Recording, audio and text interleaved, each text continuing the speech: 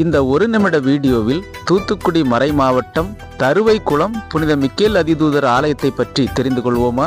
தூத்துக்குடி மறை மாவட்டத்திற்கு சொந்தமான இந்த மிக்கேல் அதிதூதர் ஆலயம் 1920ஆம் ஆண்டு அடிக்கல் நாட்டப்பட்டு 1934ஆம் ஆண்டு அர்ச்சிக்கப்பட்டது. 85 அடி உயரமுள்ள இந்த ஆலய முன்பக்க கோபுரம் 1960ஆம் ஆண்டு அர்ச்சிக்கப்பட்டது. இந்த ஆலயத்தில் புனித மிக்கேல் அதிதூதருக்கான விசேஷ வழிபாடாக ஒவ்வொரு வெள்ளிக்கிழமை தோறும் மாலை 6:30 மணிக்கு தேர்பவனியும் சிறப்பு திருப்பலியும் நடைபெறுகிறது.